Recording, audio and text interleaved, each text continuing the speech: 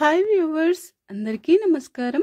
మీ పూజా మందిరంలో ఈ 8 వస్తువులు గనుక ఉంటే వాటిని వెంటనే తీసేయండి. లేకపోతే ఎన్ని పూజలు చేసినా వ్యర్థమే. జాగ్రత్త. మన శరీరంలో గుండె ఎంత ప్రధానమైనదో మన ఇంట్లో ఉండే పూజా మందిరం కూడా అంతే ప్రధానమైనది. అలాంటి పూజా మందిరంలో కొన్ని వస్తువులు పెట్టడం వలన దేవుడి యొక్క అనుగ్రహము అనేది మనకు కలగకుండా పోతుంది. కొన్నిసార్లు చూడండి, మనం ఎన్ని వ్రతాలను చేసినా, ఎన్ని పూజలను చేసినా, ఎన్ని నోములను నోచినా, ఎంత ఉపవాసం చేసి భగవంతుడిని భక్తితో ఆరాధించినా కూడా ఆ భగవంతుడి యొక్క అనుగ్రహం అనేది మనకు కలగకుండా పోతుంది. ఈ వీడియో చూసే ముందుగా ఓం నమ శివాయ అని ఒక చిన్న కామెంట్ చేయండి. అలాగే మన ఛానల్ని సబ్స్క్రైబ్ చేసుకోవడం మర్చిపోకండి ఫ్రెండ్స్. ఎంత దేవుణ్ణి ఆరాధించినా మన కోరికలు అనేవి తీరకుండా పోతూ ఉంటాయి. దానికి గల కారణం ఏమిటి అంటే, మనం చేసేటటువంటి కొన్ని చిన్న చిన్న తప్పుల వలన ఆ భగవంతుడు మన పూజా మందిరాన్ని విడిచి వెళ్ళిపోతాడు. పూజా మందిరంలో ఆ దేవతా శక్తి అనేది ప్రవేశించకుండా వెళ్ళిపోతుంది. కొన్ని వస్తువులను పూజా మందిరంలో ఎట్టి పరిస్థితుల్లోనూ పెట్టుకోకూడదని ప్రాచీన గ్రంథాలలో మన పూర్వీకులు, మన పెద్దలు ఎన్నడూ చెప్పి ఉన్నారు. అవి ఏమిటో ఇప్పుడు మనం ఈ వీడియోలో వివరంగా తెలుసుకుందాం. ముఖ్యంగా పూజా మందిరంలో దివంగతుల చిత్రపటాలు ఎట్టి పరిస్థితుల్లోనూ ఉంచుకోకూడదు. దివంగతులు అంటే చనిపోయిన వారి యొక్క చిత్రపటాలు. అంటే మన అవ్వ, తాత గాని, తల్లిదండ్రులు గాని, ఎవరైనా మన పూర్వీకులు చనిపోతే కొంతమంది వారి యొక్క చిత్రపటాలను తెచ్చి పూజా మందిరంలో ఉంచుకుంటారు. అది మహాపురపాటు. ఎందుకు అంటే, మనము అనుకుంటాం, మనకు జన్మనిచ్చిన తల్లిదండ్రులు వాళ్ళు దేవుళ్ళే కదా, మన తాత ముత్తాతలు కూడా దేవుడిలో కలిసిపోయారు కదా, వాళ్ళు కూడా దేవుడితో సమానమే కదా అని వాళ్ళను పూజా మందిరంలో పెట్టుకొని దేవుడికి పూజ చేసేటప్పుడు వాళ్లకు పూజిస్తే 2 పనులు చేశాం అనుకుంటాం. అది మహాపురపాటు. ఎందుకంటే పితృదేవతలు ఉన్న చోటికి దేవతలు రారు, అలాగే దేవతలు ఉన్న చోటికి పితృదేవతలు రారు. అందుకని మనం పితృకార్యాలు చేసేటప్పుడు ఇంటికి తోరణం కట్టం, ఇంటి ముందర ముగ్గులని కూడా వేయము, ఇంట్లో ఎటువంటి పరిస్థితుల్లోనూ దేవతా స్తోత్రాలు చదవము, అలాగే గంట కూడా వాయించము. పితృదేవతలకు గంట వాయిస్తే దేవతలకు ఆహ్వానం కదా, కాబట్టి గంట వాయిస్తే దేవతలు వస్తారు, రాక్షసులు పితృదేవతలు అక్కడి నుంచి వెళ్ళిపోతారు. కాబట్టి దేవతలకు పితృదేవతలకు ఒక ఒప్పందం ఉన్నది. దేవతలు ఉన్న చోటుకు పితృదేవతలు రారు, పితృదేవతలు ఉన్నటువంటి చోటుకు దేవతలు రారు. కాబట్టి పితృదేవతల చిత్రపటాలు అంటే చనిపోయిన వాళ్ళ చిత్రపటాలు పూజా మందిరంలో పెట్టి పూజించడం ద్వారా దేవతలు వెంటనే అక్కడి నుంచి వెళ్ళిపోతారు. లక్ష్మీదేవి కావచ్చు, నారాయణుడు కావచ్చు, ఏ దేవుడైనా అక్కడి నుంచి వెళ్ళిపోతారు. కాబట్టి ఆ తర్వాత మనం ఎంత పూజ చేసినా ప్రయోజనం అనేది అస్సలు ఉండదు. అందుకని పితృదేవతల చిత్రపటాలు పూజా మందిరంలో ఉంటే వాటిని వెంటనే తీసేసి ఇంకొక చోట పెట్టుకోండి. పూజా మందిరంలో మాత్రం అస్సలు పెట్టకూడదు. అది దేవుడికి మాత్రమే కేటాయించిన గది. ఇకపోతే 2వ వస్తువు ఏమిటి అంటే, పగిలిపోయిన చిత్రపటాలు. కొన్ని చిత్రపటాలు, దేవతా చిత్రపటాలు పగిలిపోయి ఉంటాయి, గ్లాసు చీలిపోయి ఉంటుంది, ఫ్రేములు పాడైపోయి ఉంటాయి. లోపలున్న దేవత యొక్క రూపం అంటే ఆ పేపరు కాస్త ఆ రూపం అనేది మాసిపోయి కాస్త బూజు పట్టినట్లు ఉంటుంది. అలాంటి చిత్రపటాలు ఉంటే వాటిని వెంటనే తీసేయండి. తీసి ఎక్కడైనా బావిలో కానీ, చెరువులో కానీ లేదంటే నీళ్లలో విడిచిపెట్టేయండి. ఆ ఫ్రేమ్ని తొలగించి చిత్రపటాన్ని మాత్రం నీళ్లలో వదిలేయండి. అంతేకాని ఆ ఫ్రేమ్ని, ఆ గ్లాస్ని అంతా నీళ్లలో వేయకూడదు. కొత్త ఫోటో ఏదైనా ఉంటే తెచ్చి పెట్టుకోండి. అదే రకమైన ఫోటో పెట్టుకోవాలి. భిన్నమైనటువంటి చిత్రపటాలని ఎటువంటి పరిస్థితుల్లోనూ పెట్టుకోకూడదు. ఇక మూడవ వస్తువు ఏమిటి అంటే ఇనుప సామాన్లు. ఇనుప సామాన్లు అంటే కత్తి, సుత్తి ఇలాంటి వస్తువులు అనేక మంది పూజా మందిరంలో పెట్టుకుంటారు. ఎందుకంటే కొబ్బరికాయ కొట్టడానికి ఒకటి సుత్తి గాని లేదా ఒక చిన్న కత్తి, కొబ్బరికాయ పైన ఉన్న ఆ పొట్టు వలవడానికి గాని పూజ గదిలో పెడుతుంటారు. అలాగే కొన్ని ఇనుప వస్తువులని అంటే ఇనుప బొమ్మలను కానీ, ఏనుగు బొమ్మలు కానీ అటువంటి ఇనుప వస్తువుల్ని పూజా మందిరంలో పెట్టుకోకూడదు. ఇనుము అనేది దారిద్ర్య దేవతకు ప్రతినిధిగా నిలుస్తుంది. అందుకని దారిద్ర్య దేవతకి ఇంకొక పేరు ఏమిటి అంటే ఇనుప గజ్జల తల్లి. ఇనుప గజ్జల తల్లి అంటే దారిద్ర్య దేవత. ఎట్టి పరిస్థితుల్లోనూ పూజా మందిరంలో ఇనుప వస్తువుల్ని ఉంచకూడదు అని పండితులు చెప్తున్నారు. కొంతమందికి అనుమానం వస్తుంది, చిత్రపటాలపైన చిన్న చిన్న మేకులు కొట్టి ఉంటారు కదా, అవి ఇనుముతోనే చేసి ఉంటారు కదా, మరి వాటిని ఏం చేయాలి అంటే దానికి ప్రత్యామ్నాయంగా ఒక ఉపాయం చెప్పి ఉన్నారు. ఇప్పుడైతే మనకు రాగి మేకులు దొరుకుతున్నాయి. అంటే కాపర్తో చేసిన మేకులు, ఇత్తడి మేకులు దొరుకుతున్నాయి. మీకు వీలుంటే చిత్రపటాలపైన ఆ మేకుల్ని కొట్టుకోండి.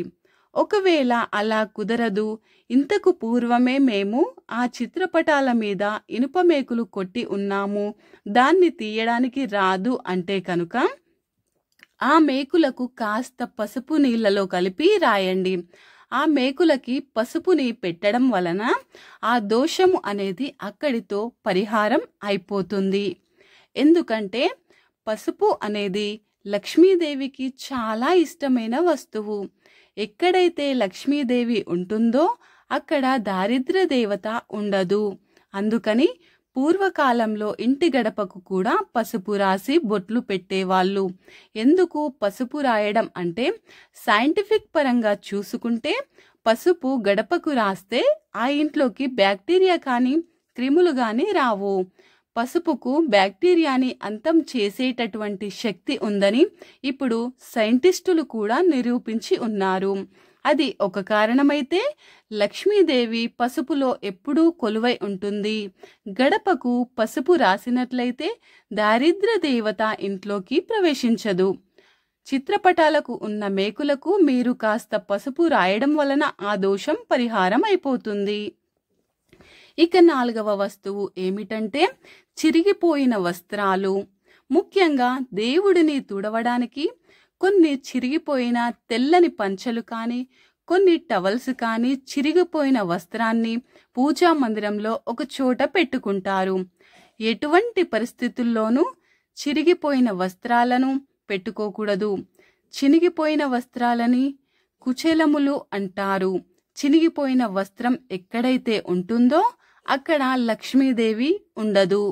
మనం చినిగిపోయిన వస్త్రాలు ధరించినా, అలాగే చినిగిపోయిన వస్త్రాలు పూజా మందిరంలో పెట్టిన లక్ష్మీదేవి ఆ పూజా మందిరాన్ని విడిచిపెట్టి వెళ్ళిపోతుంది.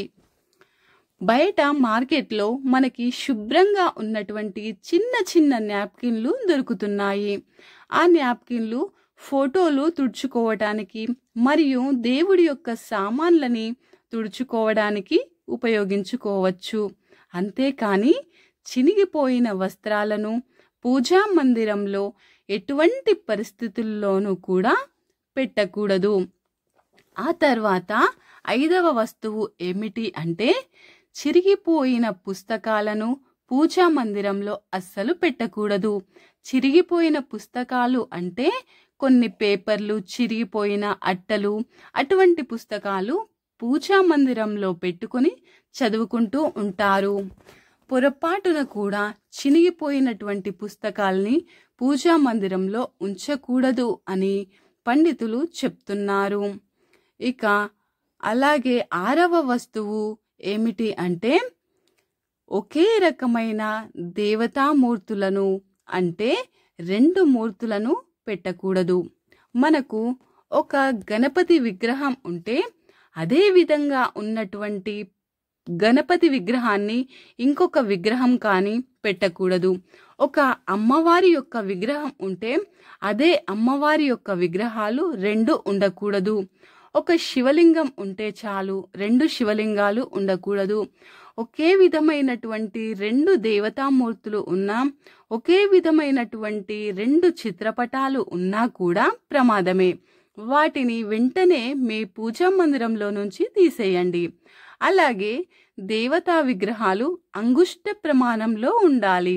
అంటే మన బ్రొటన వేలంతా ఉన్నా పర్వాలేదు, కానీ అంతకు మించి ఎత్తైనటువంటి విగ్రహాలు ఉంటే గనక దానికి కొన్ని నియమాలను పాటించాలి.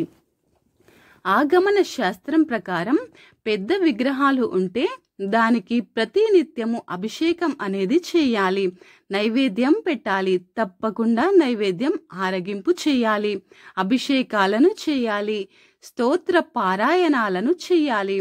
కొన్ని నియమాలు ఎక్కువగా చేయాల్సి ఉంటుంది. ఇవన్నీ పాటించినట్లయితే ఎత్తైన విగ్రహాలని పెట్టుకోవచ్చు.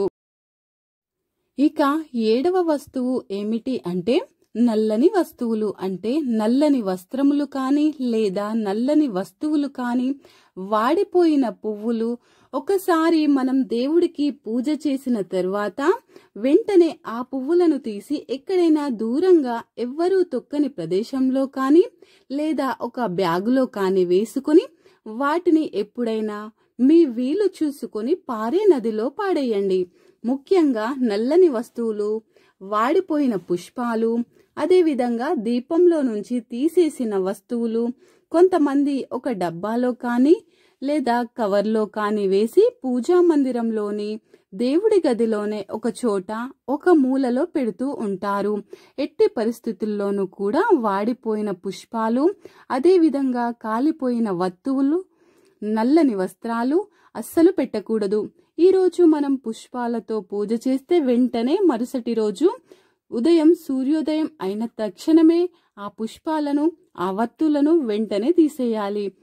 ఏ పూజా మందిరం అయితే వాడిపోయిన పుష్పాలు, అలాగే ఎండిపోయిన వత్తులు, గూళ్ళు అంటే పైన గూళ్ళు కడుతుంటుంది కదా, అలాంటి గూళ్ళు ఉన్నా, బూజు ఉన్నా ఆ పూజా మందిరంలోకి దేవతలు అస్సలు ప్రవేశించరు.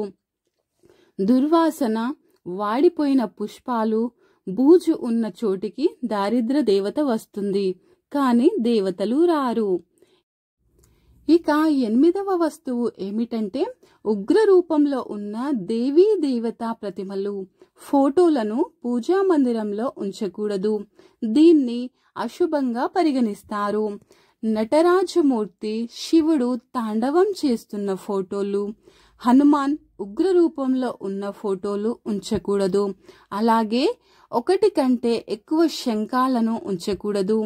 విరిగిన శంఖాలను కూడా పూజా మందిరంలో ఉంచకూడదు. అలాంటి వాటిని వెంటనే పవిత్ర నది ప్రవాహంలో కలిపేయాలి. మేము చెప్పిన విధంగా పరిశుభ్రంగా ఇలా పూజా మందిరాన్ని మీరు శుద్ధి చేసుకోవడం వలన, అంటే ఈ వస్తువులని లేకుండా చూసుకుంటే తప్పకుండా ఆ పూజా మందిరంలోకి దేవతలు వచ్చి ఆ లక్ష్మీదేవి యొక్క అనుగ్రహం చేత మీ ఇల్లు అష్టైశ్వర్యాలతో, ఆయురారోగ్యాలతో 10 కాలాల పాటుగా చల్లగా వర్ధిల్లుతుంది.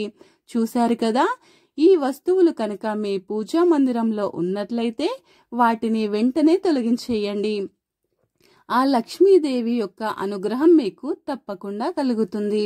ఈ వీడియో గనుక మీకు నచ్చినట్లయితే లైక్ చేయండి, షేర్ చేయండి, ఓం నమ శివాయ అనే చిన్న కామెంట్ పెట్టండి. అలాగే సబ్స్క్రైబ్ చేసుకోవడం మర్చిపోకండి ఫ్రెండ్స్. ధన్యవాదములు.